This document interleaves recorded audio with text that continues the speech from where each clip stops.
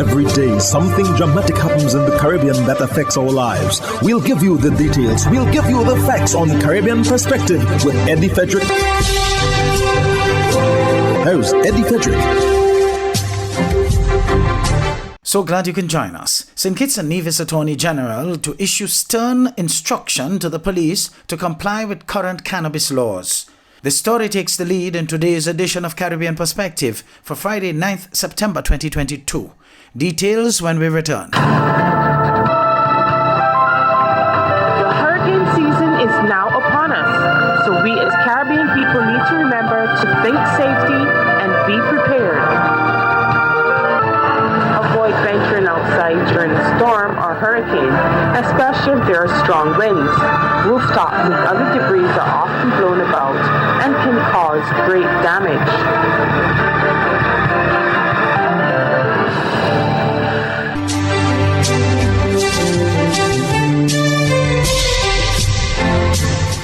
Welcome back.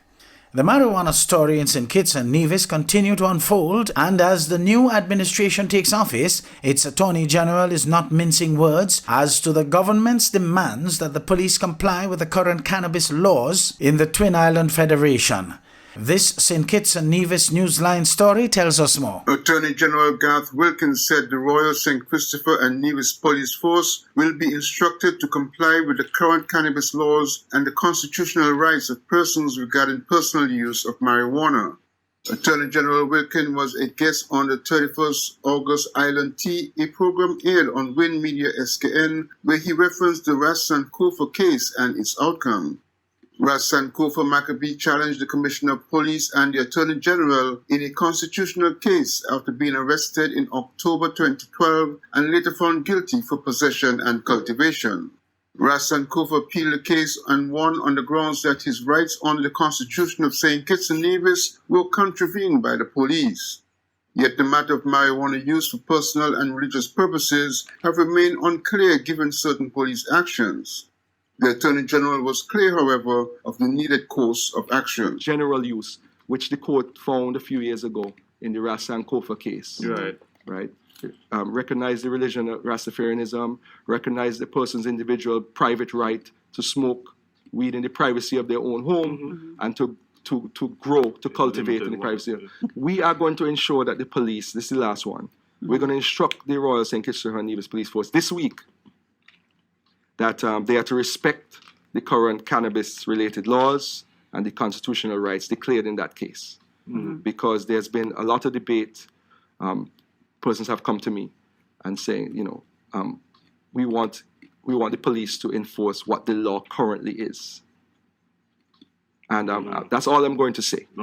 Because just to give you a summary of the Ras Sankofa case, there was a challenge to the possession and cultivation of marijuana.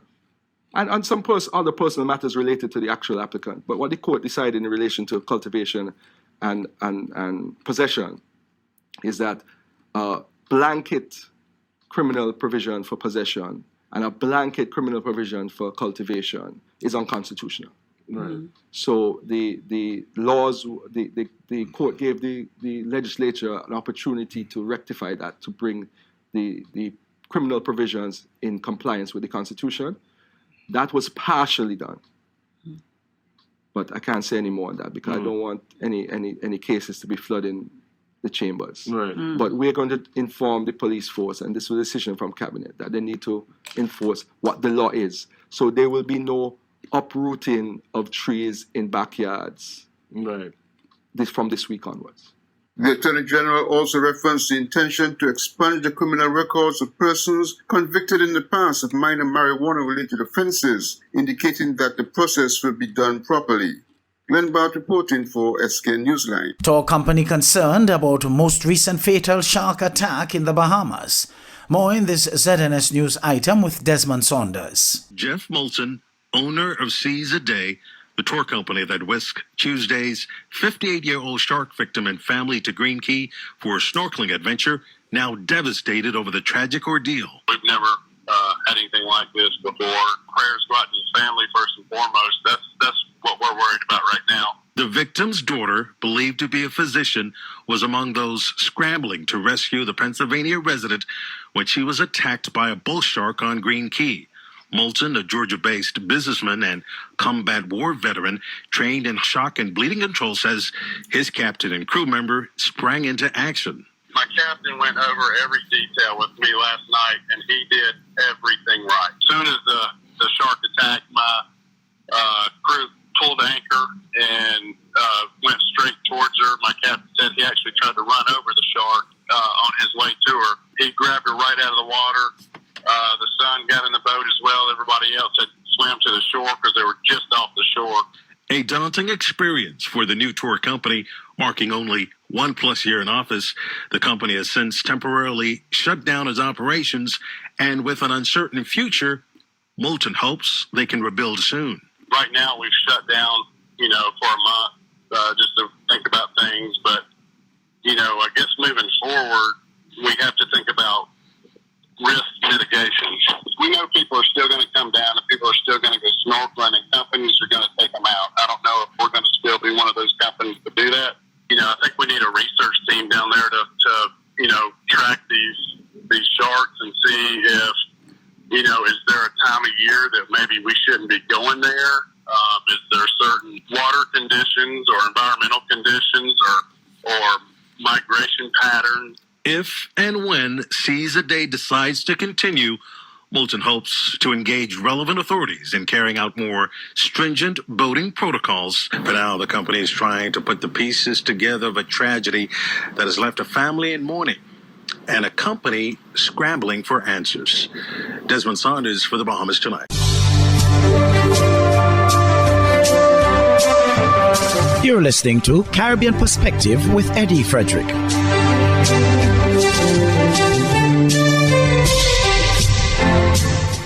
Bermuda's governor has announced on Tuesday last that the United Kingdom has blocked the Bermudan government's controversial bid to legalize the use and production of cannabis in the British Overseas Territory. Bermuda's governor, Rena Laguide, said, and I quote, "I previously announced that I had reserved the Cannabis Licensing Bill 2022 for the signification of Her Majesty's pleasure under Section 35(2) of the Bermuda Constitution.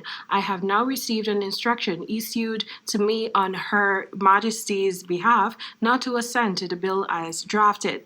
The Secretary of State for Foreign Commonwealth and Development Affairs concluded that the bill as currently drafted is not consistent with obligations held by the UK and Bermuda under the 1961 Single Convention on Narcotic Drugs and the 1971 Convention on Psychotropic Substances. She added that she has informed the Premier and relayed the UK's continued desire to work with Bermuda on reforms within the scope of their existing international obligations. There was no immediate reaction from the David Burt government, but last year Premier Burt said if royal assent was not given to the bill, it would destroy relations between Bermuda and Britain.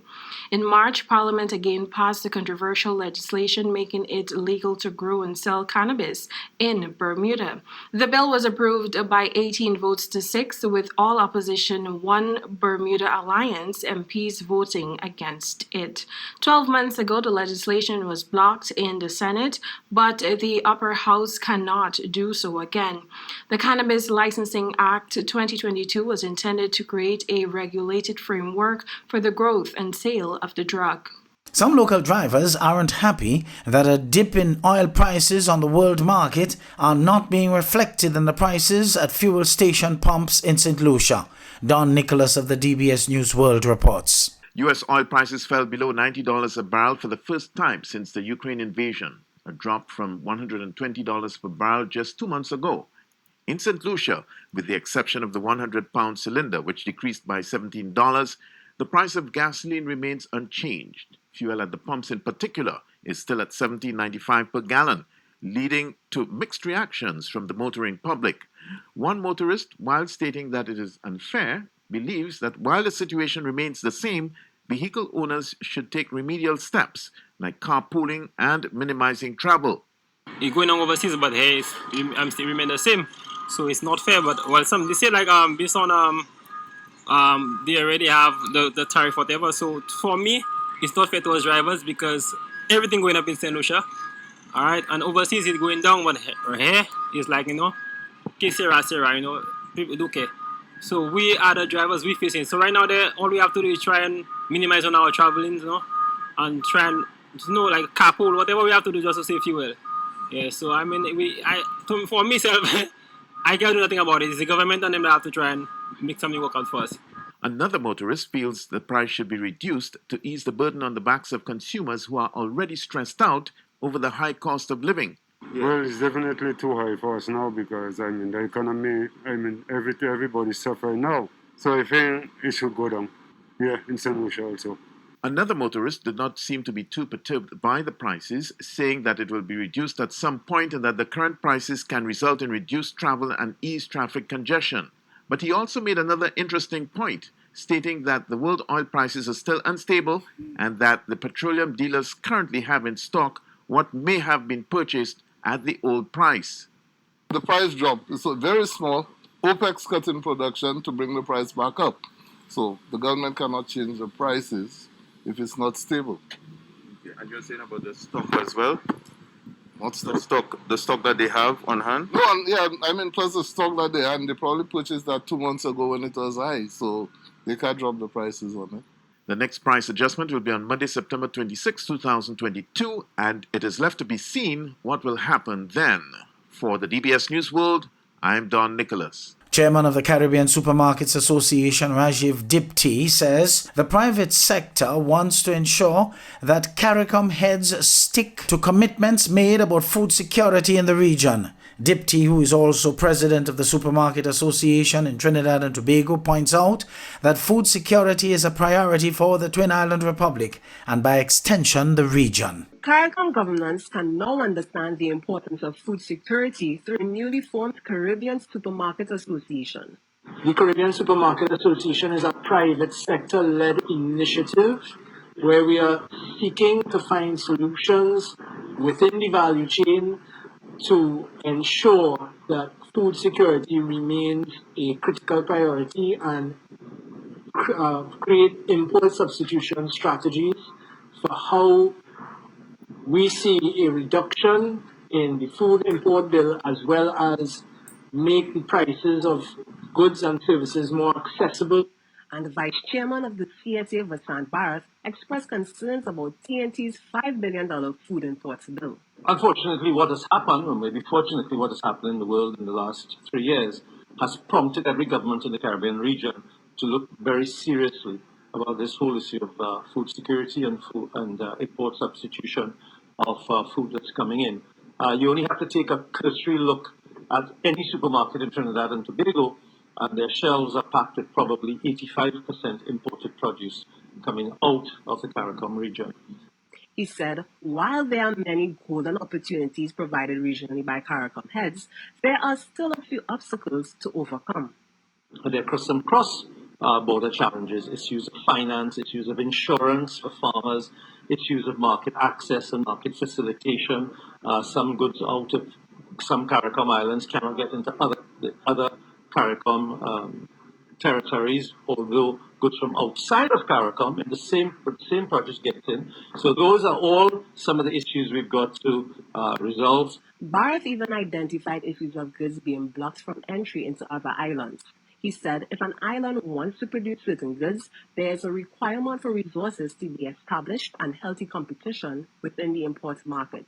If it is that we want to grow more rice, for example, we have to make sure that we have the right cultivars to grow the kind of rice and get the kind of yields that will allow us to compete with Thailand and Vietnam and other places. Otherwise, despite the duties that you would pay to bring those produce in, if your yields are not as high as theirs is, we're not competing equally. Hubbard is once again innovating the way you shop with its new online store, providing 24-hour shopping convenience. You can shop now for appliances, hardware, houseware, building material, and more. Free delivery island-wide.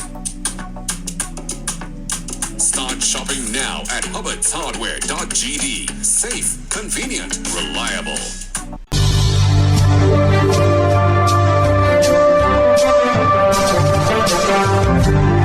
I am Eddie Frederick, wishing you a restful weekend. This has been Caribbean Perspective, a whole new approach to highlighting developments in the Caribbean. In the meantime, please continue to log on to CaribbeanPerspective.com for more daily news and more.